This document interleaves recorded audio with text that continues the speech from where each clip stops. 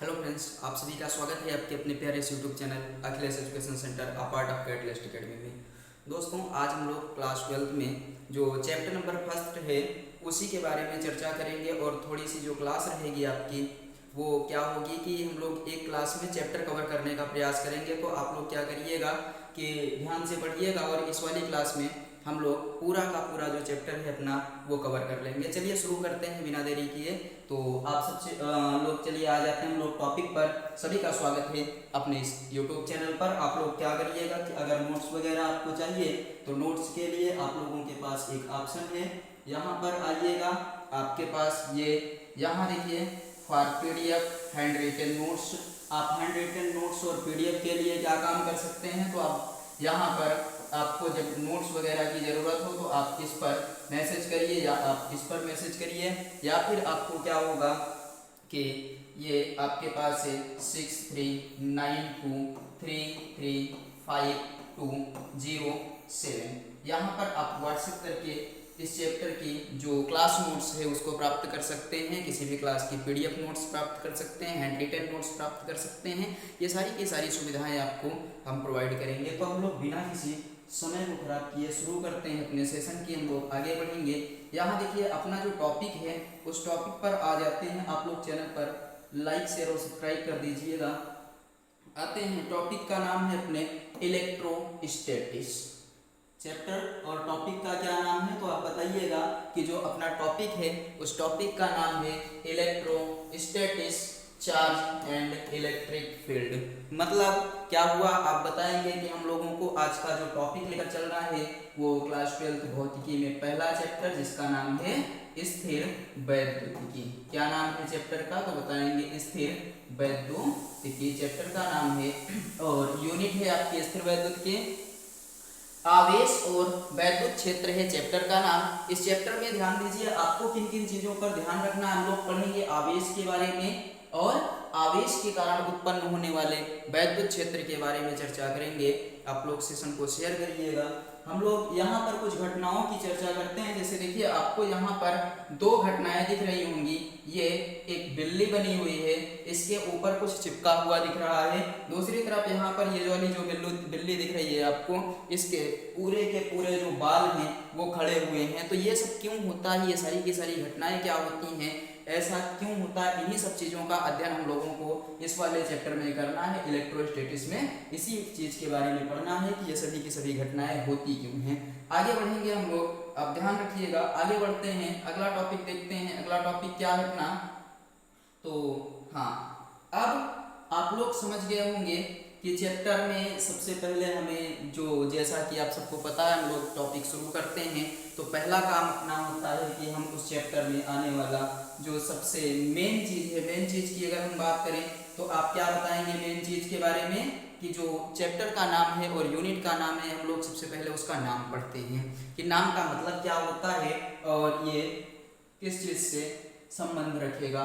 तो टॉपिक है अपना इलेक्ट्रोस्टैटिक्स। टॉपिक क्या है अपना इलेक्ट्रोस्टैटिक्स, और उस इलेक्ट्रोस्टैटिक्स में हम लोगों को स्थिर वैद्युतिकी में क्या चीज रखना है। यहाँ देखिए आपको दिख रहा है स्थिर वैद्युतिकी। स्थिर मतलब क्या होता है तो आप बताएंगे स्थिर का मतलब होता है रुका हुआ।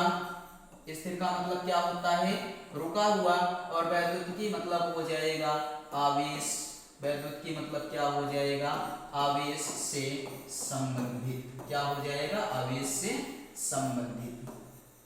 तो भौतिक विज्ञान की एक ऐसी शाखा, भौतिक विज्ञान की एक ऐसी शाखा जिसके अंतर्गत हम लोग आवेश और उससे संबंधित घटनाओं का अध्ययन करते हैं। आवेश और उससे संबंधित घटनाओं का अध्ययन करते हैं, उसी को हम लोग किस नाम से जानते हैं, स्थिर वैद्युतिकी के नाम से जानते हैं। ये चीज़ आप लोग ध्यान रखिएगा कि भौतिक विज्ञान की एक ऐसी शाखा जिसके अंतर्गत हम लोग रुके हुए आवेश से घटनाओं का अध्ययन करेंगे, उसको हम लोग क्या नाम दे देंगे, स्थिर वैद्युतिकी। आगे बढ़ते हैं, इस टॉपिक के बारे में समझते हैं थोड़ा बहुत। सबसे पहले आप यहाँ पर देखिए क्या दिया गया है, कह रहा electrostatics is a branch of physics. इसका मतलब जो स्थिर वैद्युतिकी है वो भौतिक विज्ञान की एक शाखा है।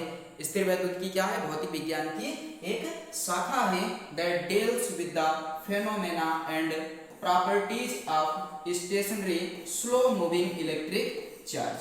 आप सिंपल समझिए, इसका मतलब क्या होता है, ये कह रहा है कि एक ऐसी शाखा जिसके अंतर्गत हम लोग आवेश और उससे संबंधित घटनाओं का अध्ययन करते हैं, रुके हुए आवेश या रुके हुए आवेश और उससे संबंधित घटनाओं का अध्ययन करते हैं, उसी को हम लोग किस नाम से जानते हैं, स्थिर वैद्युतिकी के नाम से जानते हैं। आगे बढ़िए, देखिए आगे दिया गया है यहाँ पर fundamentally about the force that electric charge exert on each other and the electric field they create when they are not in motion।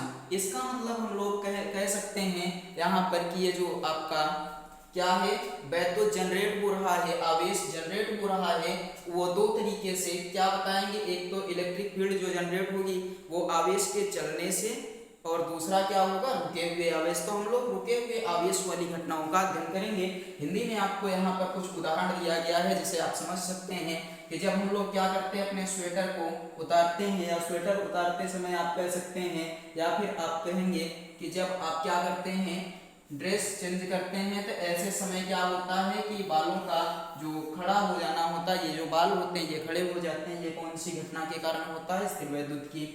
Plastic wrap जो होता है हाथ से चिपक जाता है, टेलीविजन स्क्रीन पर धूल का जमना हो गया, कालीन पर चलने के बाद कभी कभी दरवाजे के हैंडल को छूने पर झटका लगना, ये सभी के सभी क्या चीज हैं, बिजली गिरना एक बड़े पैमाने पर स्थिर वैद्युत विसर्जन का उदाहरण होता है। ये सारी चीजें आपको ध्यान रखनी है। स्थिर वैद्युतिकी में कौन कौन सी घटनाएं होती हैं उसके बारे में ये पूरा का पूरा आपको उदाहरण दे दिया गया है।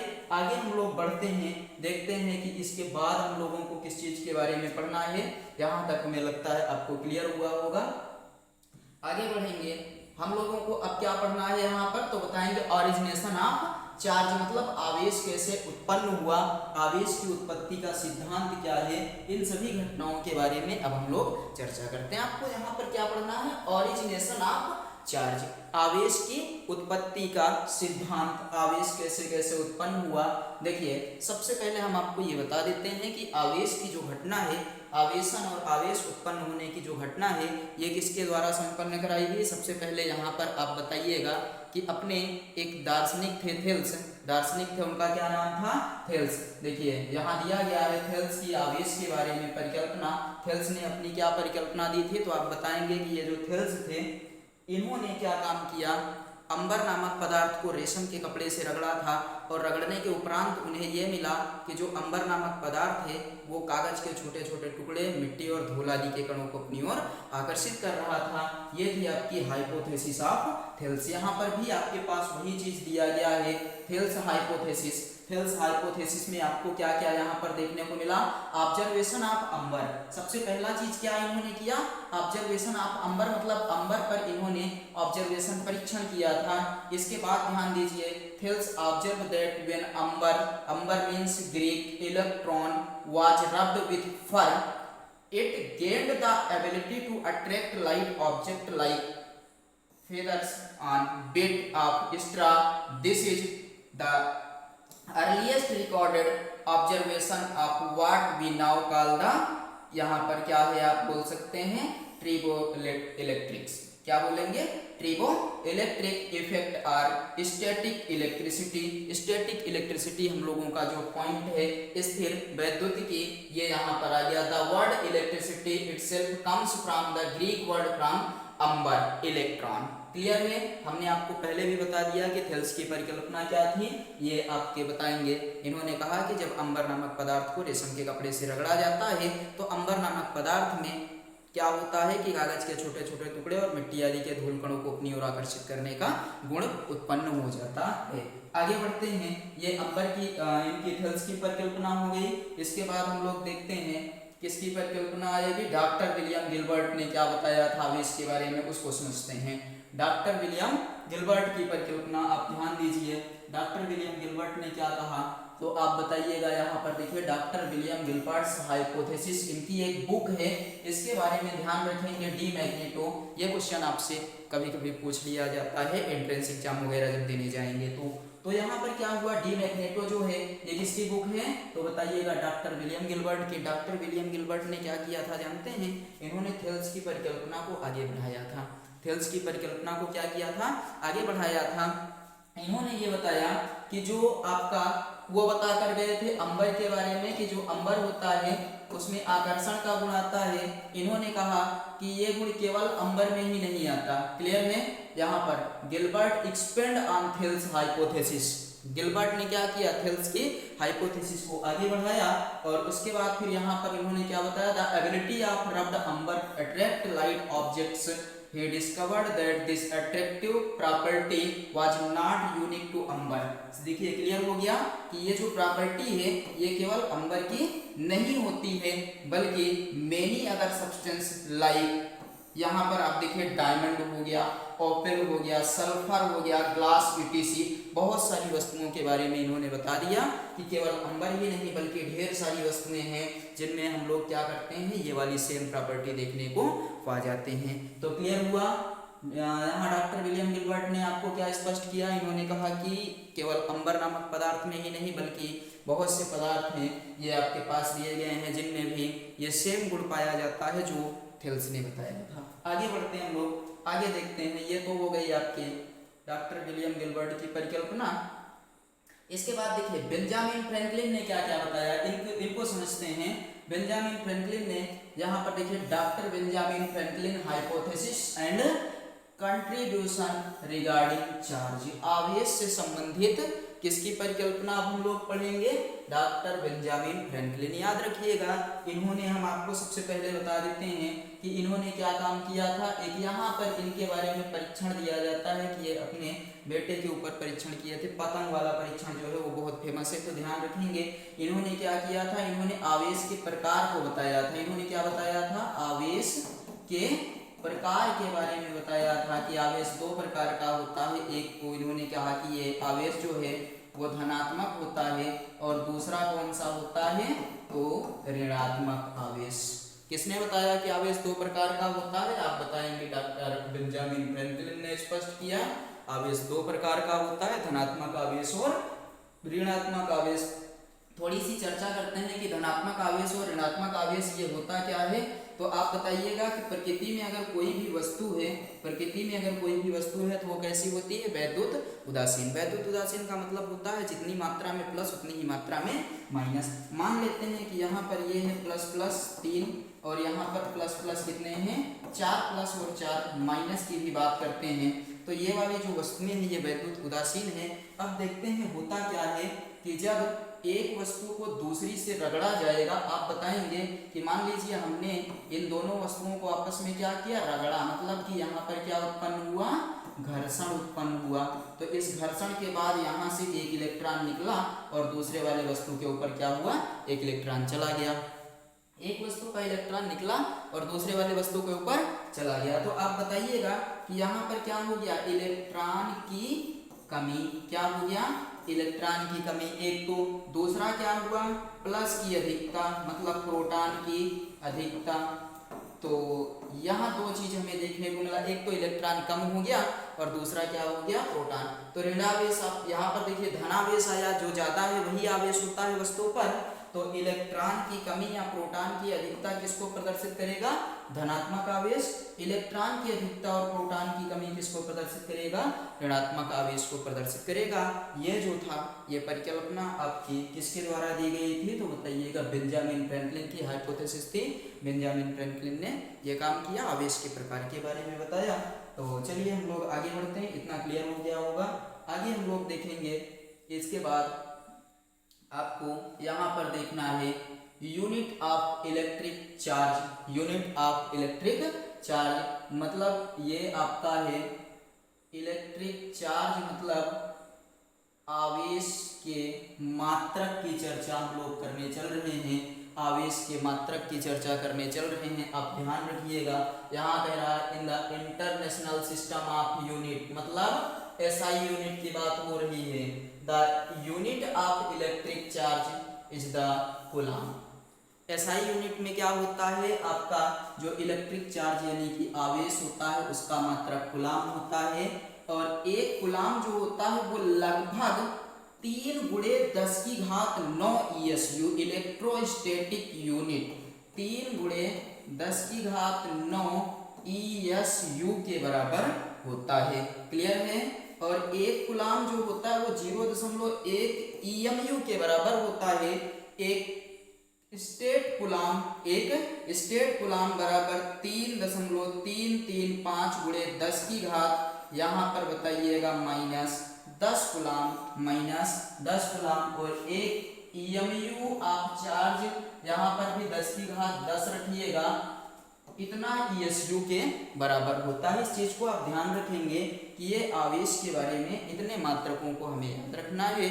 आपके बड़े एंट्रेंस एग्जाम में ये जो होता है ये पूछे जा सकते हैं, तो आप ध्यान रखिएगा, इस चीज को नोट करते चलिए, नहीं तो आप हमें जो नंबर दिया गया 6392335207 यहाँ पर PDF के लिए आप मैसेज कर सकते हैं।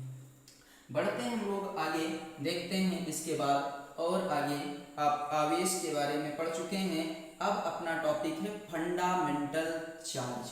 फंडामेंटल चार्ज मतलब मूल आवेश। ये क्या होता है तो बताइएगा, किसी भी वस्तु के ऊपर उपस्थित जो सबसे न्यूनतम आवेश की मात्रा होती है उसी को हम लोग मूल आवेश कहते हैं। वस्तु पर उपस्थित न्यूनतम आवेश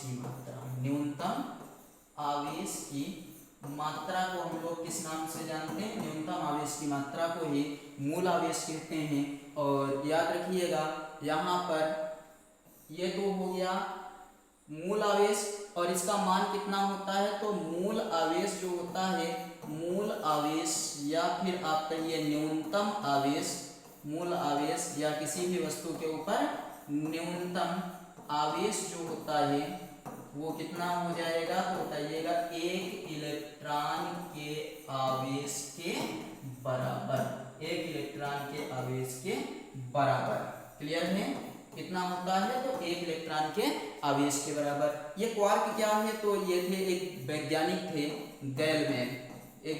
थे गैलमैन, इन्होंने क्वार्क की व्याख्या की। इन गैलमैन के अनुसार किसी भी वस्तु पर आवेश जो होता है वो आपका बताइएगा कि और इससे मूल आवेश से भी कम हो सकता है, ऐसा गैलमैन का कहना था। इन्होंने कहा कि आवेश जो होता है किसी वस्तु पर ±2e/3 या फिर ±e/3 के रूप का होता है। ये गैलमैन के अनुसार है। इसको इन्होंने क्या नाम दिया था? क्वार्क कहा था। कि किसी भी वस्तु के ऊपर जो आवेश की मात्रा होती है, किसी भी वस्तु के ऊपर आवेश की मात्रा होती है ±2a/3 और ±e/3 के रूप में हो सकती है, इसको इन्होंने क्वार्क कहा था। तो गैलमैन का क्वार्क और फंडामेंटल मतलब मूल आवेश, किसी भी वस्तु के ऊपर उपस्थित सबसे न्यूनतम आवेश की मात्रा को मूल आवेश कहते हैं। ध्यान रखिएगा। आगे बढ़ते हैं हम लोग, ये चीज क्लियर हुआ होगा आपका। अब क्वार्क के बाद बात करते हैं हम लोग क्वांटाइजेशन ऑफ चार्ज, आवेश का क्वांटीकरण। क्वांटाइजेशन ऑफ चार्ज, आवेश का क्वांटीकरण। यहाँ समझते हैं क्या होता है आवेश का क्वांटीकरण।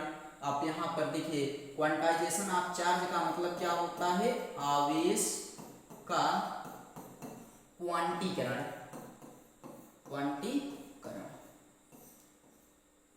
आप ये बताइएगा कि आवेश का क्वांटीकरण का जो सिद्धांत है उसके अनुसार हम कहेंगे कि जो किसी भी वस्तु पर जो आवेश होता है वो 1 इलेक्ट्रॉन के आवेश का पूर्ण गुणज होता है। इलेक्ट्रॉन के आवेश का पूर्ण गुणज होता है।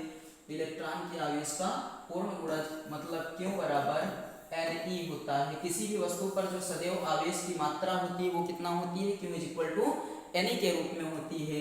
मतलब इसी को हम लोग क्वांटाइजेशन थ्योरी ऑफ चार्ज कहते हैं। यहाँ कहीं पर लिखा होगा, ये देखिए, the existence of a fundamental charge implies that electric charge is quantized. This means charge does not exist in arbitrary amount. इसका मतलब ये हुआ कि आवेश जो होता है वो सदैव गुणज के रूप में होगा। 1 इलेक्ट्रॉन, 2 इलेक्ट्रॉन या 1 कूलाम, 2 कूलाम, 3 कूलाम, ये कभी भी फ्रैक्शनल नहीं हो सकता। यहाँ लिखिए, the existence of charge of a fundamental charge implies that electric charge is quantized. This means charge does not exist in arbitrary amount but rather in discrete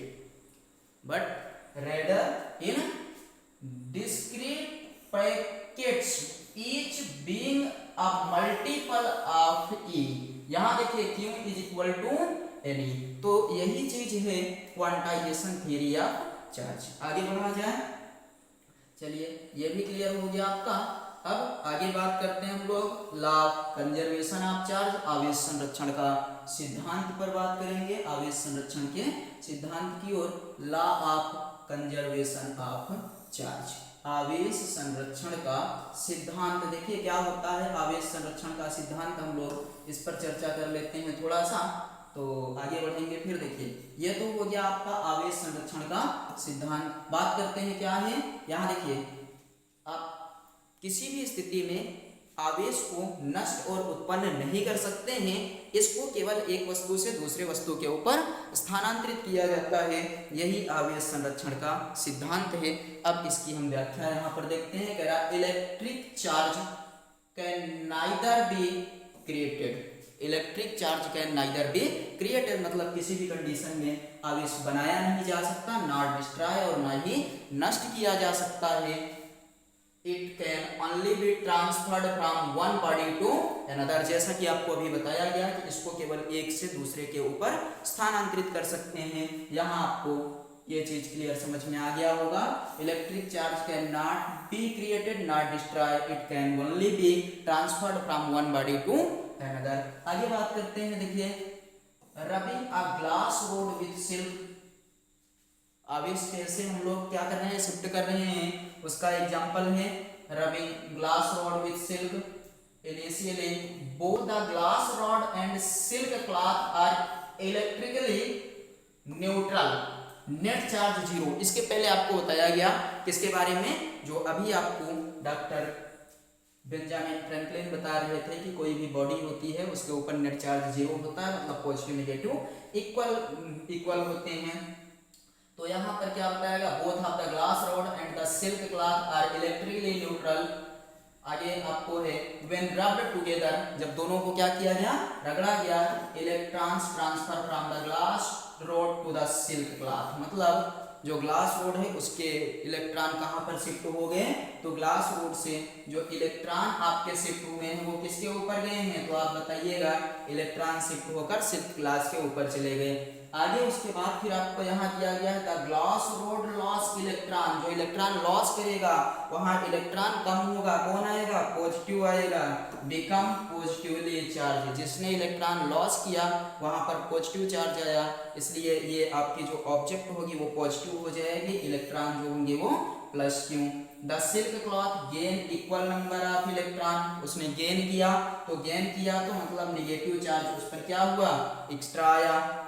total charge of system, ये जो पूरी की पूरी आपकी phenomena यहाँ पर दिख रही है, इस फेनोमेना के बाद भी यहाँ पर है the total charge of the system glass rod plus silk remains q plus q minus q is equal to zero, is the same the initial total charge. ये आपको यहाँ पर समझाया जा रहा था किस तरीके से जो कंप्लीट चार्ज होता है, ये कंजर्वेशन लॉ ऑफ चार्ज जो होता है वो किस तरीके से अप्लाई किया जाता है, उसका एग्जाम्पल आपके सामने है, इस चीज को आप समझ लीजिएगा। आगे हम लोग बात करते हैं, इसके बाद जो टॉपिक है कूलॉम्स लॉ। कूलॉम्स लॉ क्या होता है, कूलॉम्स लॉ यहाँ पर हम बहुत छोटे में समझेंगे।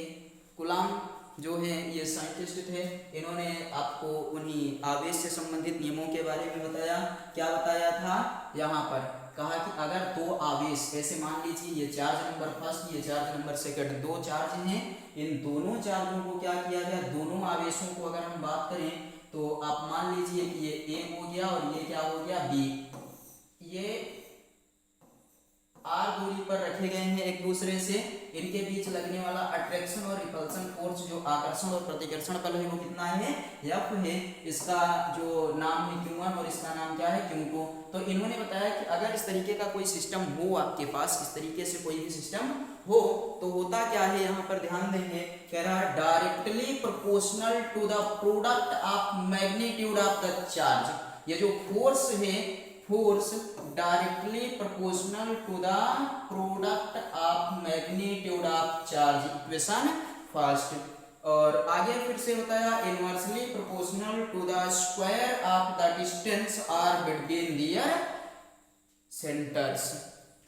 यहाँ से यहाँ तक की जो डिस्टेंस है उसके बीच जो फोर्स अप्लाई हुआ है वो इनवर्सली प्रोपोर्शनल के इक्वल होता है। From equation first and second we can say that F proportional Q1 Q2 by R square, then proportional removes F is equal to K Q1 Q2 by R square, or where K is a constant, F is equal to the value of K1 upon 4 pi epsilon naught Q1 Q2 by R square. This is Coulomb's law. Clear? ये Coulomb का नियम हो गया। इस तरीके से इन्होंने अपने नियम की व्याख्या की थी। क्लियर है? यहाँ पर आपका F is equal to 1/4 pi epsilon naught Q1 Q2 by R square, where 1/4 pi epsilon naught is a constant value, 4 pi epsilon naught is equal to 9 into 10 to power 9 newton metre square पर coulomb square, newton metre square पर coulomb square. Epsilon naught को हम लोग निर्वात की वैद्युशीलता कहते हैं, 8.85 × 10⁻12 Coulomb square प्रति न्यूटन मीटर स्क्वायर। ये आपका यहाँ पर कूलॉम का नियम जो है इसके बारे में हम लोगों ने इसको डेरिवेट कर लिया। तो बताइएगा जहाँ पर कहीं पर समस्या हो रही होगी, बाकी आप लोग कमेंट के माध्यम से बताइए, और चैनल को ज़्यादा से ज़्यादा शेयर सब्सक्राइब वगैरह करिए, तो हम लोग फिर लाइव क्लास के माध्यम से क्लासों को आगे बढ़ाने का काम करते हैं। आगे बढ़ते हैं हम लोग, इसको आप लोग नोट कर लीजिएगा और नहीं तो समझते हुए चलिएगा। हम लोग आपको PDF ये प्रोवाइड कर देंगे। डायरेक्शन ऑफ द फोर्स, मतलब जो वहां पर आपका फोर्स बल लग रहा है उसकी डायरेक्शन क्या होती है। तो हमें यहाँ पर देखिए जो कुछ भी लिखा है उसके बारे में बात कर लेते हैं। अगर पॉजिटिव और पॉजिटिव है, दोनों चार्ज जो है वो पॉजिटिव, तो यहाँ पर रिपल्सन फोर्स लगेगा। अगर दोनों चार्ज निगेटिव हैं तब भी वहां पर रिपल्सन फोर्स लगेगा। मतलब like charge are repel each other and unlike charge attract each other. Clear? Plus minus जो होगा वो अट्रैक्ट करेगा, माइनस प्लस भी अट्रैक्ट करेगा, लेकिन आपका प्लस प्लस और माइनस माइनस क्या करेगा आप बताएंगे, वहां पर रिपल्सन फोर्स अप्लाई होगा। उसको हम लोग पढ़ते हैं। देखिए यहाँ पर है आपके पास like charge repels. If both Q1 and Q2 are positive, or both Q1 and Q2 are negative, the force is repulsive, meaning it pushes the charge away from each other along the line connecting them. समझ में आया? अगर positive charge है तो ये इस तरफ जाएगा और ये इस तरफ जाएगा।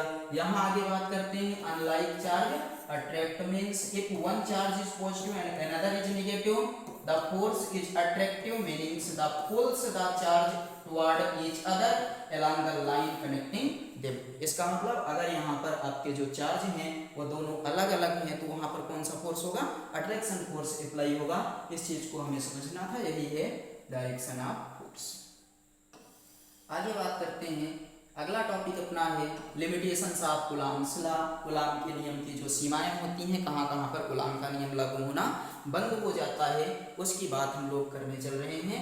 Limitations of Coulomb's law, Coulomb के नियम की सीमाएं। देखिए पॉइंट चार्ज, इसका मतलब क्या हुआ। सबसे पहले यहाँ पर देखिए it is strictly applicable for point charge whose size is negligible compared to the distance between them। कह रहा है कि दूरी की तुलना में जो आवेश दोनों होंगे वो बहुत छोटे होने चाहिए, तब कूलॉम का नियम लागू होगा। इसका मतलब सीधा सा है कि बड़े जो आवेश होते हैं और गतिशील आवेश होते हैं उसके लिए कूलॉम का नियम लागू नहीं होता है। For extend charge distributions calculus integration is required. Clear? यहाँ पर देखिए stationary charge it is apply only a stationary charge at rest. इसका मतलब क्या हुआ, यहाँ पर आवेश कैसा होना चाहिए, रुका हुआ होना चाहिए, तभी जाकर यहाँ पर कूलॉम का नियम लगेगा, नहीं तो आप कूलॉम के नियम यहाँ पर फेल कर जाएंगे। If charge are moving magnitude force also come into play and a more comprehensive theory. यहाँ पर देखिए आपको मिला है लॉरेंज फोर्स नीडेड। लॉरेंज बल आगे चलकर पढ़ेंगे हम लोग। आगे मैराथन लेंगे तो उसमें हम लोग लॉरेंज बल की बात करेंगे। फिलहाल यहाँ पर समझिए कि अगर चार्ज मूव कर रहा है तो वहाँ पर कूलॉम का नियम नहीं लगेगा, लॉरेंज बल प्रयोग में लाया जाएगा। क्लियर। आगे बढ़ते हैं, देखते हैं इसके बाद आपका अगला टॉपिक है यहाँ पर जो हम लोग पढ़ रहे हैं कहाँ कहाँ लागू होता है, उसी में से एक और पॉइंट आया है आपका वैक्यूम। वैक्यूम मतलब क्या होता है, निर्वात बताइएगा। वैक्यूम मतलब क्या होता है, निर्वात। तो क्या निर्वात में यहाँ पर कह रहा है homogeneous medium, homogeneous medium, the simple form of the law for the charge in vacuum or a homogeneous isotropic medium in complex medium, the permittive क्या बोलेंगे इसको, permittivity of the medium affect the force. यहाँ ध्यान दीजिए ये कहना क्या चाहता है, हम लोगों ने जो अभी अभी फार्मूला जनरेट किया वो था F is equal to 1/4 pi epsilon naught K Q1 Q2 by R square. ये जो K है ना, ये K, इसको हम लोग कहते हैं माध्यम का परावैद्युतांक, और यही माध्यम का परावैद्युतांक जो है इस पर ये वाला बल निर्भर करता है।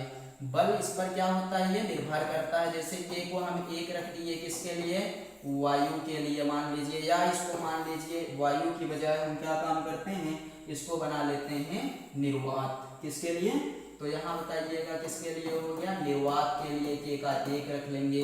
अगर K बराबर 1.0008 ऐसे कर दीजिए तो ये आपका बन जाएगा वायु के लिए। ऐसे ही कोई धातु ले गई है तो 81 आप कह सकते हैं कि K का मान, ये जल के लिए हो जाता है 81, और K का मान जो होता है वो अनंत हो जाता है अगर कोई आपके पास क्या आ जाती है, मेटल। तो ये कहना चाहता है कि जो K है वो अलग अलग माध्यम के लिए अलग अलग होता है, इसलिए जो यहाँ पर बल लग रहा है, ये F जो लग रहा है वो किस पर निर्भर करेगा, K के ऊपर निर्भर करेगा। तो इस चीज को आप नोट करते चलिएगा, हम लोग आगे बात करते हैं। यहाँ तक क्लियर हो गया। तो अगला देखते हैं क्या है, माध्यम की वैद्युशीलता। अभी जिसकी बात कर रहे थे, क्या चीज है आपकी, परमिटिविटी ऑफ मीडियम। माध्यम की वैद्युशीलता क्या होती है इसकी बात करते हैं। आप बताइएगा, जैसे कोई माध्यम हो गया, उस माध्यम में 2 आवेश रखे गए हैं, तो वो आवेश पर लगने वाला बल जो होगा वो माध्यम के जिस गुण पर निर्भर करेगा उसी को हम बोलते हैं माध्यम की वैद्युशीलता।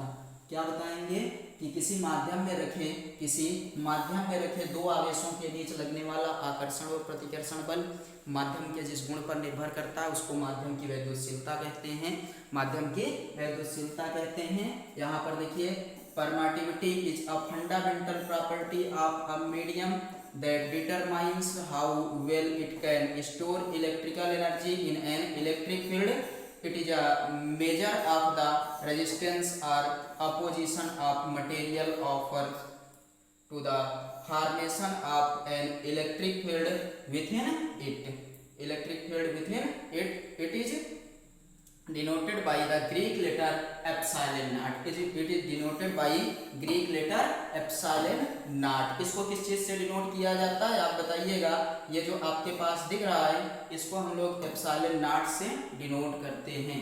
किस चीज से डिनोट करेंगे इसको, एप्सिलॉन नॉट से इसको डिनोट किया जाएगा। आप ध्यान रखेंगे किसको एप्सिलॉन नॉट से डिनोट कर रहे हैं, तो परमिटिविटी आप बताइएगा, परमिटिविटी यानी कि आप निर्वात के माध्यम की वैद्युशीलता को हम लोग एप्सिलॉन से डिनोट करेंगे। निर्वात की वैद्युशीलता में वहीं जहाँ जहाँ हम लोग माध्यम बात किए हैं वहीं पर निर्वात जुड़ जाएगा तो वो आपका हो जाएगा निर्वात की वैद्युशीलता, एप्सिलॉन नॉट से डिनोट करेंगे। यहाँ देखिए आपको दिया गया है निर्वात की वैद्युशीलता क्या होती है। सबसे पहला चीज एप्सिलॉन नॉट, सबसे पहला चीज क्या बताएंगे, एप्सिलॉन नॉट। यहाँ देखिए dielectric constant of a medium, the dielectric constant KR is defined as the ratio of the absolute permittivity E of a medium to permittivity of space or vacuum। इसको समझाते हैं। जो आपका K की बात कर रहा है, K क्या होता है तो बताइएगा, epsilon upon epsilon not. Epsilon को हम क्या कहते हैं, एप्सिलॉन को कहते हैं माध्यम की वैद्युशीलता। क्या बोलेंगे, माध्यम की वैद्युशीलता, इसको एप्सिलॉन नॉट को बोलते हैं। और जो बटे एप्सिलॉन नॉट को तो हम कहते हैं निर्वात की वैद्युशीलता, एप्सिलॉन नॉट को क्या बोलेंगे, निर्वात की वैद्युशीलता। तो हमें लगता है ये चीज़ आपका क्लियर हो गया कि माध्यम की वैद्युतशीलता और निर्वात की वैद्युतशीलता के अनुपात को के कहते हैं। क्या क्या होता है? तो के होता है माध्यम का परावैद्युतांक। के क्या होता है? माध्यम का परावैद्युतांक होता है। ये चीज समझ में आ गया। निर्वात की वैद्युतशीलता अब किसे कहेंगे? तो निर्वात में रखे गए दो आवेशों के बीच लगने वाला बल निर्वात के जिस गुण पर निर्भर करता है उसे ही निर्वात की वैद्युतशीलता कहते हैं। आगे बढ़ते हैं हम लोग, ध्यान रखिएगा, थोड़ा सा हम लोग तेजी से चलेंगे। तो अब आगे आ जाते हैं। ये देखिए कुछ चीज़ों के लिए जो अभी आपको थोड़ी देर पहले हम बता रहे थे, क्या आपको बताया गया? Dielectric constant of some common mediums. क्या है इसमें? देखिए डाई इलेक्ट्रिक कांस्टेंट आपके पास क्या क्या देखने को मिलेगा। जैसे निर्वात की बात करें तो के बराबर 1, अभी आपको बताया गया था। निर्वात बराबर के लिए एक, वायु के लिए ये देखिए 1.0008 करके बोले थे, ये लगभग 1 माना जाता है। जल के लिए 80 या 81 जो इसके उच्च ध्रुवीकरण क्षमता के कारण होता है। मोम के लिए 2.25, कांच के लिए 5 से 10 प्रकार के आधार पर। धातुओं के लिए अनंत, अभी इसके पहले थोड़ी देर बताए थे ना आपको। और उसके बाद कह रहा है विद्युत क्षेत्र को पूरी तरह से ये रोक देता है और उसके अंदर विद्युत क्षेत्र क्या होता है? शून्य। तो ये चीज आपके काम की है, इसको नोट कर लीजिएगा। आगे बढ़ते हैं हम लोग और बात करते हैं यहाँ पर comparison between electric force and comparison between electric force and gravitational force. मतलब ये हुआ कि गुरुत्वाकर्षण बल और वैद्युत बल के बीच तुलना। ऐसे हम लोग छोटा सा यहाँ पर दो भागों में डिवाइड करेंगे। एक तरफ हम लोग लिखेंगे इलेक्ट्रिक फोर्स, दूसरी तरफ लिखेंगे ग्रेविटेशनल फोर्स, गुरुत्वाकर्षण बल। यहाँ बताइएगा जो वैद्युत बल लगता है, सबसे पहला पॉइंट किसके बीच काम करता है? आवेशों के बीच। किसके बीच लगता है? आवेश के बीच काम करता है। ये वाला किसके बीच काम करता है? क्लास 11th में अकॉर्डिंग बताइए तो किसके बीच कार्य करेगा? द्रव्यमानों के बीच। किसके बीच काम करेगा ये? तो आप बताइएगा किसके बीच ये लगता है? द्रव्यमानों के बीच।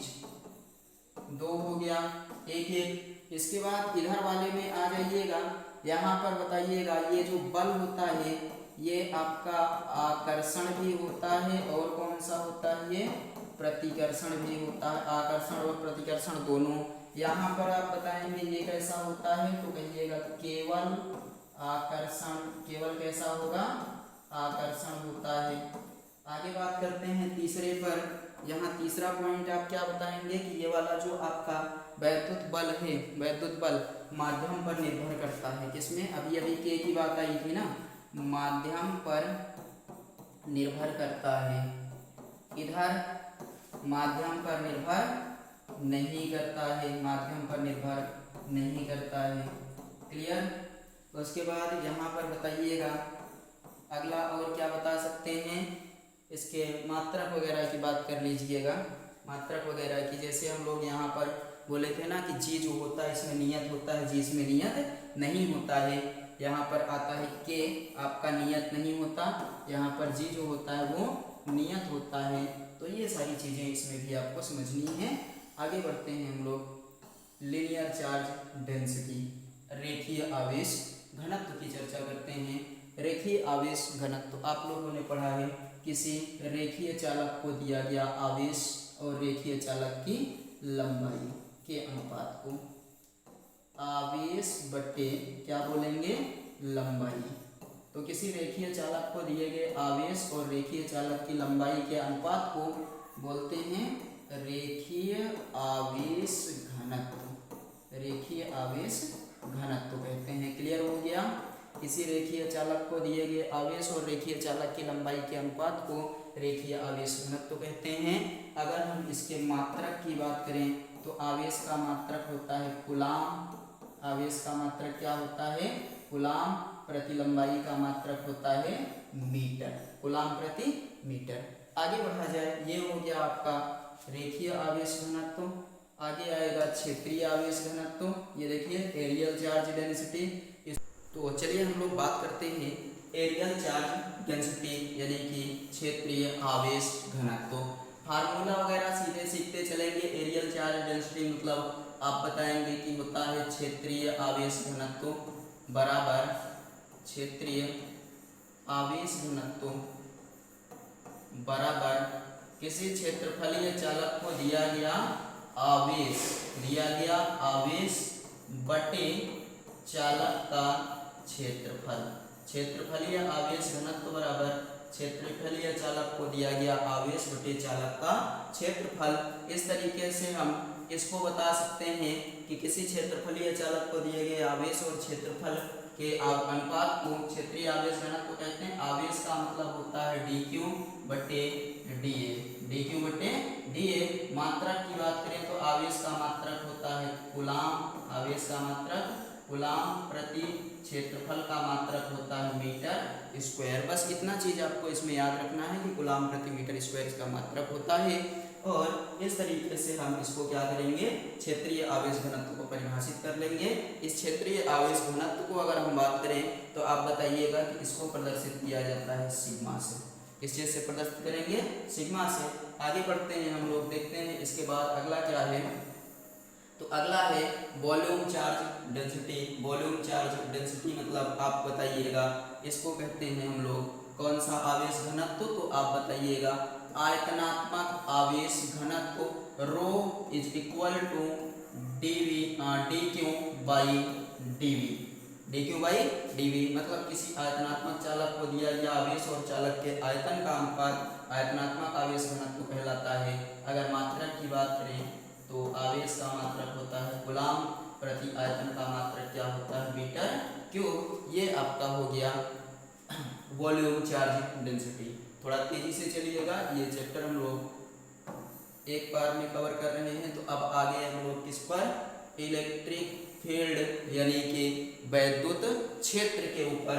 वैद्युत क्षेत्र क्या होता है इसको समझते हैं। देखिए, जो वैद्युत क्षेत्र होता है वो किसी आवेश के चारों ओर का वह क्षेत्र जहां तक दूसरे आवेश को लाए जाने पर उसमें आकर्षण अथवा प्रतिकर्षण बल का अनुभव हो, उस क्षेत्र को हम लोग वैद्युत क्षेत्र के नाम से जानते हैं। किसी आवेश अथवा आवेश समूह के चारों ओर का वह क्षेत्र जहां तक दूसरे आवेश को लाए जाने पर दूसरे आवेश में आकर्षण अथवा प्रतिकर्षण बल का अनुभव हो, उस क्षेत्र को वैद्युत क्षेत्र कहते हैं। यहाँ पर आपको दिया गया है an electric field is as a design around an electric charge or system of charge where another charged particle would experience an electrostatic force। से वही बताया गया कि एक आवेश के चारों ओर जो दूसरा आवेश होता है वो स्थिर वैद्युत बल का अनुभव करेगा। तो उस क्षेत्र को हम लोग किस नाम से जानते हैं, आप बताएंगे वैद्युत क्षेत्र के नाम से जाना जाता है। वैद्युत क्षेत्र रेखाओं के बारे में यहाँ चर्चा की गई है। क्या होता है, electric field lines are imaginary, मतलब ये काल्पनिक रेखाएं होती हैं और curve used to visualise the direction and strength of electric field. जो हम लोग वहाँ पर यूज करते हैं रेखाओं का, वो इसका क्षेत्र और तीव्रता की बात करने के लिए हम इन रेखाओं का यूज करते हैं। आगे बढ़ते हैं, आगे दिया गया properties of electric field lines, मतलब वैद्युत क्षेत्र रेखाओं के गुण क्या क्या हैं, उन्हीं गुणों पर अब चर्चा करेंगे। आप लोग ध्यान दीजिएगा, नो इंटरसेक्शन, इसका मतलब ये कभी भी एक दूसरे को काटती नहीं है। क्लियर, ये कभी भी एक दूसरे को काटती नहीं है। Two electric field lines never intersect each other if they did, अगर ये काट दें, it would means that the electric field has two direction, मतलब काट देंगे तो यहाँ वैद्युत क्षेत्र की कितनी दिशाएं बनने लगेंगी, दो दिशाएं बनने लगेंगी। और कह रहा है at a single point which is physically impossible, भौतिक विज्ञान में किसी भी भौतिक राशि की दो दिशाओं का होना ये संभव नहीं है। ये पहला चीज हो गया कि ये कभी भी एक दूसरे को काटेगी नहीं, अगर काट देंगे तो वैद्युत क्षेत्र की दो दिशाएं बनेंगी, जो कि सदिश राशि में असंभव है। सदिश राशि में क्या है, असंभव है। आगे बढ़ते हैं, देखते हैं इसके बाद क्या है।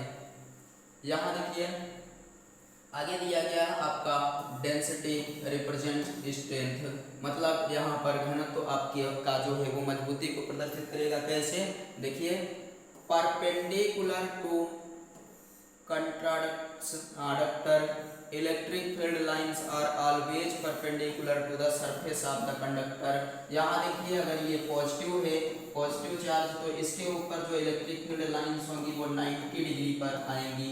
कितने डिग्री पर? यहाँ बाहर, याद रखिएगा कितने डिग्री पर होंगी, चाहे ये बाहर निकल रही होंगी, चाहे अगर नेगेटिव है तो नेगेटिव में इनफाइनाइट से आ जाती हैं अंदर, और पॉजिटिव है तो पॉजिटिव के कारण क्या होती हैं, बाहर जाती हैं। कितनी दूर तक? इनफाइनाइट तक, और इनफाइनाइट तक जाती हैं, लेकिन यहाँ से निकल कितने डिग्री पर रही है? 90 डिग्री पर। आ कितने डिग्री पर रही है? 90 डिग्री पर। तो याद रखिएगा जो इलेक्ट्रिक फील्ड लाइंस होती हैं वो किसी भी चालक के ऊपर या किसी भी वस्तु के ऊपर जब आकर पड़ती हैं तो वो कितने अंश के कोण पर?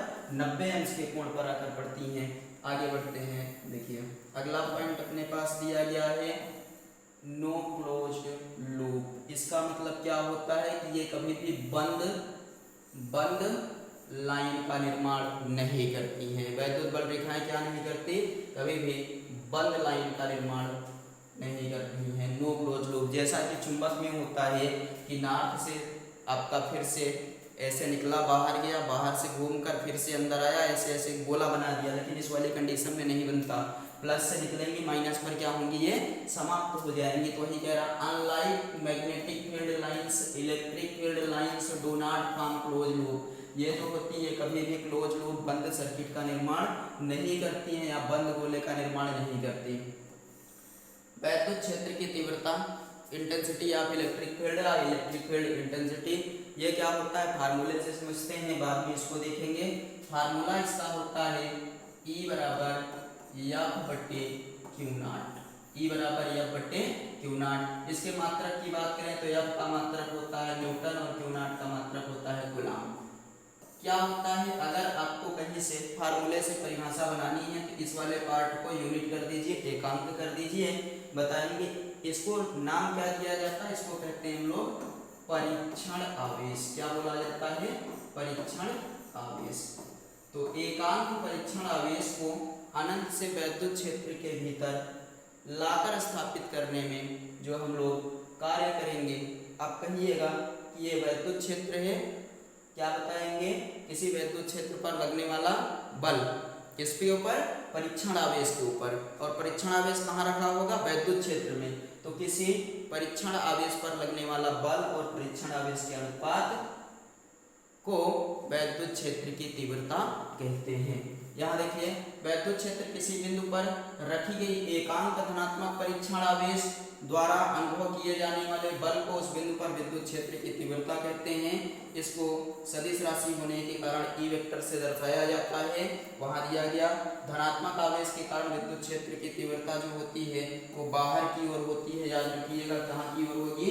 बाहर की ओर होती है। और ऋणात्मक आवेश के कारण अगर बात की जाए तो ऋणात्मक आवेश के कारण विद्युत क्षेत्र की जो तीव्रता होती है आपकी, ऋणात्मक आवेश के कारण विद्युत क्षेत्र की तीव्रता या उसकी विद्युत क्षेत्र रेखाएं उसकी ओर, मतलब आवेश की ओर संरेखित होती हैं। यहाँ किसकी ओर संरेखित हो जाएंगी? ये आवेश की ओर।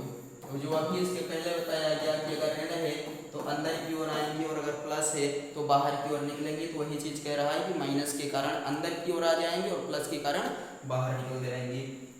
आगे बात करते हैं। इसके बाद देखिए electric field due to a point charge, ये डेरिवेशन है, इसको आप आराम से समझिएगा।